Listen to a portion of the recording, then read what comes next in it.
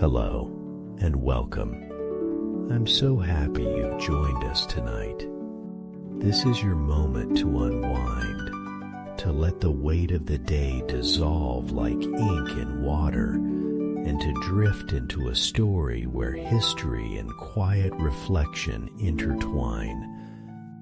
Tonight, we step into a candlelit study in Philadelphia, where the air hums with the quiet energy of a nation being shaped by pen and thought. The year is 1790, and Alexander Hamilton sits at his desk, surrounded by letters and dreams, his quill tracing the delicate balance between policy and promise.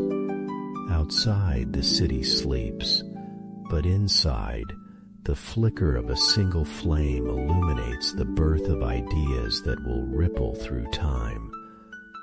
Here, in this hushed space, the future is written, not with grand declarations, but with careful words, steady hands, and a heart full of hope. So settle in, let your breath slow, and allow the gentle rhythm of history to carry you into the night. And when you're ready, we'll begin.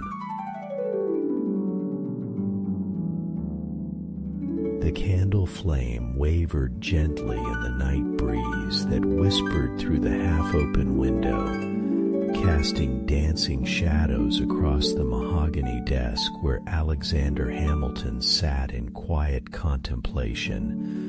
The year was 1790, and the young nation stretched before him like an uncharted sea, its future as uncertain as the flickering light that illuminated his work.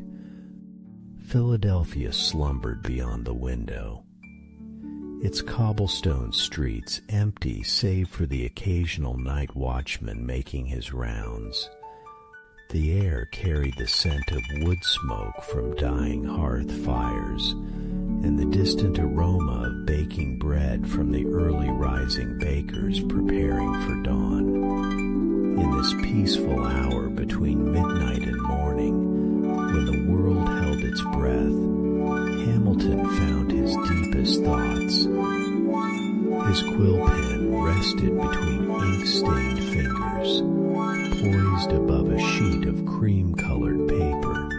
Before him lay scattered the fragments of correspondence, letters from merchants in Boston, reports from tax collectors in Virginia, suggestions from bankers in New York. Each piece of parchment told a story of a nation struggling to find its financial footing, like a child learning to walk across an unsteady floor. The candlelight caught the gentle curve of his handwriting as he began to compose, the words flowing like honey from his pen. He wrote, not just with ink, but with the quiet passion of someone who could envision tomorrow's prosperity in tonight's careful planning. Each letter formed a bridge between the America that was and the America that could be. Outside, a church bell tolled the hour with soft bronze notes that seemed to dissolve into the darkness. Hamilton paused in his writing, listening to the sound fade into silence, and felt the weight of responsibility settle around his shoulders like a familiar cloak. The decisions made in rooms like this, by candlelight and moonlight, would echo through generations yet unborn. He dipped his quill again and continued, writing to a colleague about the delicate balance of federal assumption of state debts. But his words carried more than mere policy.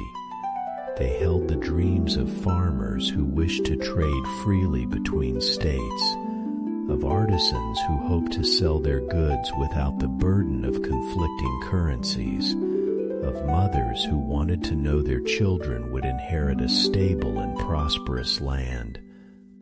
The wax from the candle pooled slowly at its base, forming tiny amber lakes that caught the light. Hamilton watched these small formations for a moment, thinking how even the most modest elements could create beauty when given time and the right conditions. Was this not also true of nations? Of the careful cultivation of trust and credit that would allow a young country to flourish? He turned his attention to another letter, this one to a friend in Charleston, explaining the necessity of a national bank. His pen moved slowly, deliberately, as if each word were a small seed planted in fertile soil.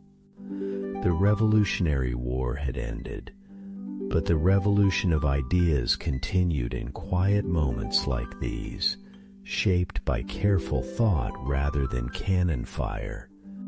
A soft moth fluttered against the window glass, drawn by the warm glow within.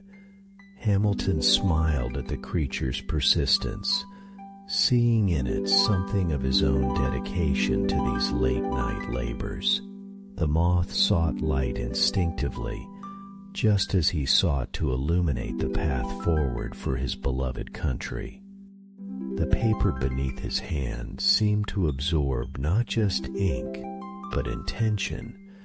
He wrote of fiscal responsibility, as if describing a garden that required patient tending, of public credit as a delicate flower that, once nurtured to bloom, would beautify the entire landscape of commerce and prosperity.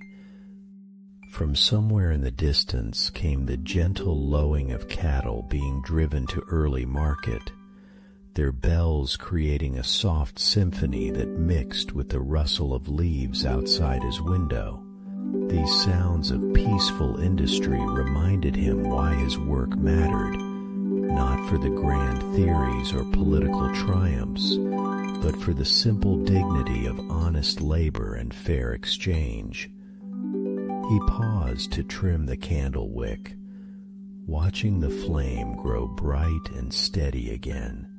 In that small act of maintenance, he found a metaphor for governance itself, the constant, careful attention required to keep the light of liberty burning clear and true. His next letter was to Thomas Jefferson, and though they often disagreed on matters of policy, Hamilton's words tonight carried a tone of respectful dialogue.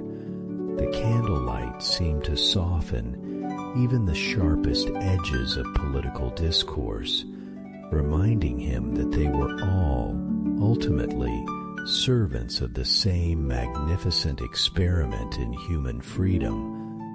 The clock on the mantelpiece ticked steadily, marking time with the patient rhythm of a heartbeat.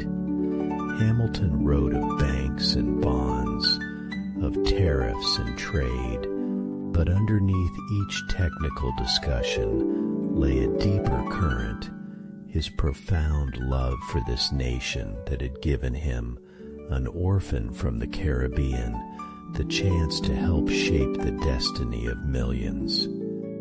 A gentle rain began to fall outside, its soft percussion against the window creating a lullaby that seemed to ease the urgency from his thoughts. The droplets caught the candlelight as they traced lazy paths down the glass, like tears of joy shed by the night itself. He wrote to his wife Eliza, though she slept peacefully upstairs. His pen moved more tenderly now, describing not the mechanics of fiscal policy, but the vision that drove him, a country where their children and grandchildren might live without the shadow of debt, where prosperity would flow as naturally as rivers to the sea. The candle burned lower, its flame creating an ever smaller circle of light on his desk. But rather than feeling constrained by the growing darkness, Hamilton felt embraced by it, as if the night itself were a collaborator in his work, providing the quiet sanctuary necessary for deep thought. He began a letter to George Washington, his former commander and current president, writing with the reverence of a student addressing a beloved teacher. The words flowed easily now, describing his plans for manufacturing and industry with the gentle enthusiasm of someone sharing a beautiful dream. A night bird called from the garden below, its song sweet and haunting in the darkness. Hamilton set down his pen for a moment and listened, thinking how even the smallest creatures contributed to the great symphony of life. Was this not also true of nations, that each citizen, each policy, each carefully crafted law added its voice to the larger harmony? The rain continued its gentle drumming, creating a sense of enclosure and intimacy that made his small study feel like the center of the universe. Here, by candlelight and inspiration, the future was being written one careful word at a time. He returned to his correspondence, writing now to merchants and manufacturers, encouraging their enterprises with words that carried both practical wisdom and genuine warmth. Each letter was an invitation to participate in the grand project of building not just an economy, but a civilization founded on the principles of industry, honesty, and mutual respect. The candle flame danced again in a small draft, creating shadows that seemed to nod in approval of his work. Hamilton felt a deep sense of peace settle over him, the satisfaction of labor that served a purpose greater than himself. His final letter of the evening was to a young clerk in the Treasury Department, a man much like Hamilton himself had once been, eager, intelligent, and hungry for the chance to contribute to something meaningful. His words were gentle but encouraging, like those of a father teaching a son to see the profound beauty hidden within columns of numbers and carefully balanced accounts. As he sealed each letter with warm wax, Hamilton felt as if he were sending forth small vessels of hope into the stream of history. Each would carry his thoughts and dreams to distant shores, where they might take root and grow into the prosperity he envisioned. The candle sputtered now, its wick growing short, but Hamilton felt no urgency to light another. His work for the evening was complete, and the peaceful darkness beyond his small circle of light no longer seemed empty but full of potential, like a canvas waiting for tomorrow's brushstrokes. He gathered his papers carefully, arranging them in neat stacks that would await the morning post. Each letter represented a conversation continued, a relationship nurtured, a small thread in the ever-growing tapestry of the American experiment. The rain had softened to a whisper against the windows, and the night air carried the fresh, clean scent of washed earth and growing things. Hamilton breathed deeply, feeling cleansed by his hours of thoughtful labor, as if the act of writing had somehow purified his very soul.